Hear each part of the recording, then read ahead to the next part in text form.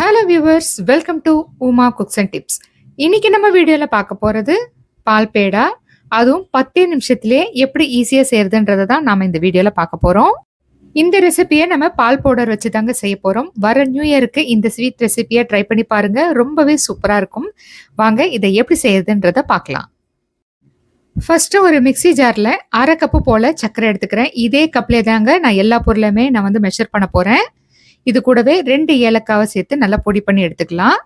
இப்போ ஒரு கடாயில 1/2 கப்பு போல வெதுவெதுப்பான பாலை சேர்த்துக்கோங்க. இப்போ இதுல பொடி பண்ண சர்க்கரையை சேர்த்துக்கலாம்.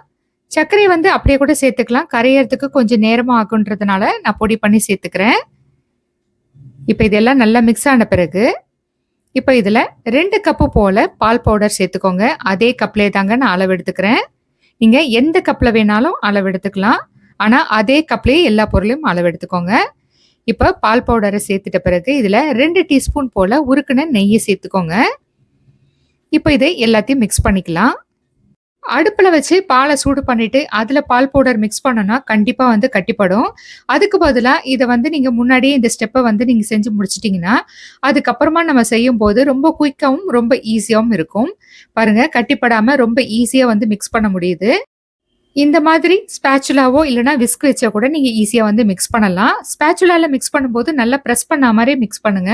அப்பதான் கட்டிப்படாம இருக்கும். பாருங்க, நல்லாவே மிக்ஸ் ஆயிடுச்சு. இப்போ நம்ம இதை ஸ்டவ்ல வச்சிடலாம். இப்போ நான் ஸ்டவ் ஆன் பண்ணிட்டேன். லோ டு மீடியம் ஃப்ளேம்ல வச்சுட்டு கைவிடாம நம்ம மிக்ஸ் பண்ணிட்டே இருக்கணும். இப்போ நல்லா திக்கா இருக்கு இல்லைங்களா? இப்போ ஸ்டவ் ஆன் பண்ணோன்னே ஹீட் ஆயிட்டு கொஞ்சம் கொஞ்சமா இலகிடும். ஏன்னா நம்ம இதுல சர்க்கரை சேர்த்துருக்கறனால கொஞ்சம் கொஞ்சமா இலகிடும். பாருங்க, இந்த அளவுக்கு வந்திருக்கு. இப்போ மறுபடியும் இது கொஞ்சம் கொஞ்சமா திக்காயிட்டே வரும். கைவிடாம மிக்ஸ் பண்ணிட்டே இருங்க. அதே நேரத்துல ஓரங்கள்லயும் நம்ம சேர்த்த மாதிரி மிக்ஸ் பண்ணணும். இல்லைன்னா சீக்கிரத்திலேயே ஹார்ட் ஆயிடும். பாருங்க, இந்த அளவுக்கு திக்காயிருக்கு. கைவிடாம மிக்ஸ் பண்ணிட்டே இருங்க. பால் பவுடரும் ஏலக்காவோட ஸ்மெல்லும் பாத்தீங்கன்னா ரொம்ப நல்லா வாசனையா இருக்கு. மிக்ஸ் பண்றத நிறுத்திட்டீங்கன்னா கண்டிப்பா அடி பிடிச்சிரும். அதனால கைவிடாம மிக்ஸ் பண்ணிட்டே இருங்க. அதே நேரத்துல ஓரங்கள்லயும் சேர்த்த மாதிரி மிக்ஸ் பண்ணுங்க. இப்போ இதுல 1 டீஸ்பூன் போல நெய் சேர்த்துக்கலாம். நம்ம இதுல ஏற்கனவே 2 டீஸ்பூன் போல நெய் சேர்த்திருக்கோம். நெய்யோட வாசனை கொஞ்சம் கூட தெரியாதுங்க. பால் பவுடர் ஏலக்காவோட வாசனை தான் நம்மளுக்கு தெரியும். இப்போ இது இன்னும் கொஞ்சம் திக்காகிட்டே வரணும். பாருங்க எந்த அளவுக்கு கெட்டியா இருக்குன்னு. ஓரங்கள்ல இருக்கிறது ரொம்ப ஹார்ட் ஆயிடுச்சுன்னா எடுத்து விடாதீங்க.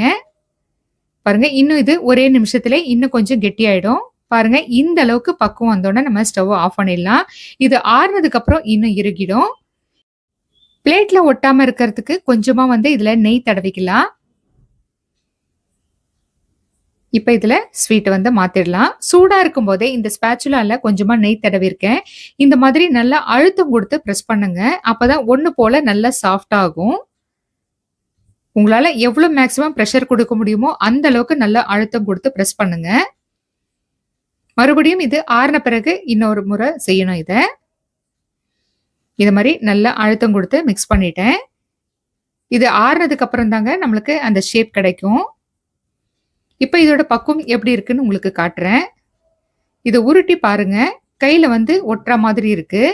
இப்ப நம்ம ஷேப் கொண்டு வர முடியாது. இது 10ல இருந்து 15 நிமிஷம் போல ஆறட்டும். நல்லா ஆறின பிறகு பாருங்க, உருட்டும் போது கையில கொஞ்சம் கூட ஒட்டல. இப்ப நம்மளுக்கு எந்த ஷேப் வேணுமோ அந்த ஷேப் கொண்டு வரலாம். இப்ப மறுபடியும் இதே போலவே ஸ்பேச்சுலால நல்லா பிரஸ் பண்ணிக்கிறேன். நீங்க நல்லா ஆறிட்டதுனால கையில கூட பிரஸ் பண்ணிக்கலாம். கையில பண்றதா இருந்தா கையில கொஞ்சமா நெய் தடவிட்டு பிரஸ் பண்ணுங்க. இல்ல கையில ஒட்டும். மேல ஷைனிங்கான ஒரு டெக்ஸ்சர் நம்மளுக்கு கிடைக்கணும். அப்பதான் அது பர்ஃபெக்டா நம்மளுக்கு அந்த மில்க் பேடா கிடைக்கும். இப்ப இது நல்லா பிரஸ் பண்ணிட்ட பிறகு இதை மறுபடியும் வேற ஒரு பிளேட்டுக்கு மாத்திக்கிறேன். இதுலயே நம்ம பிரஸ் பண்ணிட்டு ஷேப் கட் பண்ணோம்னா ரொம்ப ஒட்டுற மாதிரி இருக்கும். அதனால இதுல இருந்து எடுத்து வேற பிளேட்டுக்கு மாத்திக்கிறேன். இப்போ ஒரு கவர்ல கொஞ்சமா நெய் தடவிக்கிறேன். உங்ககிட்ட பேக்கிங் ஷீட் இருந்தா நீங்க அதுல கூட இதை செய்யலாம். பால் பேடா பாலை நல்லா சுண்ட காசிட்டு அதுல தாங்க இந்த ஸ்வீட் செய்வாங்க. இதை செய்யறதுக்கு 1/2 மணி நேரத்துல இருந்து 3/4 மணி நேரம் போல ஆகும். அந்த அளவுக்கு நம்ம டைம் ஒதுக்காம 10 நிமிஷத்துல இந்த ஸ்வீட் ரெசிபியை செஞ்சிடலாங்க. பால்ல செய்யற பால் பேடாவோட டேஸ்ட் தாங்க இந்த பால் பவுடர்ல செய்யறதுலயும் கிடைக்கும். அதனால தயங்காம செஞ்சு பாருங்க. இந்த மாதிரி நல்லா பிரஸ் பண்ணி எடுத்துட்டேன். இப்போ நீங்க எந்த ஷேப்ல வேணாலும் கட் பண்ணிக்கலாம். ரவுண்ட் ஷேப்ல இல்ல ஸ்கொயர் ஷேப்ல எப்படி வேணாலும் கட் பண்ணிக்கலாம். நான் ரவுண்ட் ஷேப்ல தான் கட் பண்ண போறேன். நல்லா அழுத்தம் குடுத்து பிரஸ் பண்ணுங்க. பாருங்க இந்த அளவுக்கு எல்லாத்தையும் கட் பண்ணிட்டு கடைசியா நம்ம வந்து எடுத்துடலாம்.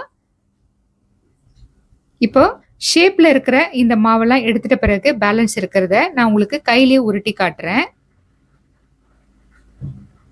லைட்டா உருட்டிட்டு பிரஸ் பண்ணிக்கோங்க. திரட்டும்போது பார்த்தீங்கன்னா, உங்களுக்கு குலோப் ஜாம் மாவு பிசைற மாரியே தான் இருக்கும். அவ்வளோதாங்க. ரொம்ப ஈஸி இது. நான் 2 விதமாவும் உங்களுக்கு செஞ்சுட்டேன். இப்ப ஃபர்ஸ்ட்டு நான் டெக்கரேட் பண்றது பார்த்தீங்கன்னா, உங்களுக்கு அந்த கட்டர்ல கட் பண்ணது. இத வந்து பாதாம் வச்சு டெக்கரேட் பண்றேன். நீங்க பாதாம், பிஸ்தா, முந்திரின்னு எதுல வேணாலும் டெக்கரேட் பண்ணலாம். பார்க்கறதுக்கும் ரொம்ப அழகா இருக்கும். சாப்பிடறதுக்கும் டேஸ்டியா இருக்கும்.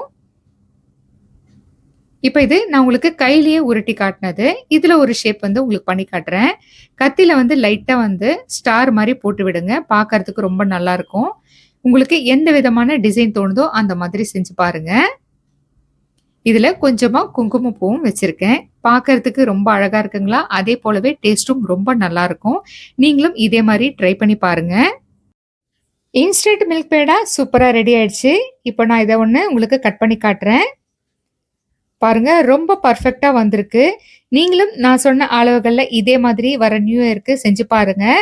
செஞ்சு பார்த்துட்டு எப்படி இருக்குன்னு எனக்கு கமெண்ட்ல சொல்லுங்க. இந்த வீடியோ உங்களுக்கு பிடிச்சிருந்ததுன்னா லைக் பண்ணுங்க, ஷேர் பண்ணுங்க, கமெண்ட் பண்ணுங்க. புதுசா பார்க்குறவங்க மறக்காம சப்ஸ்கிரைப் பண்ணிடுங்க.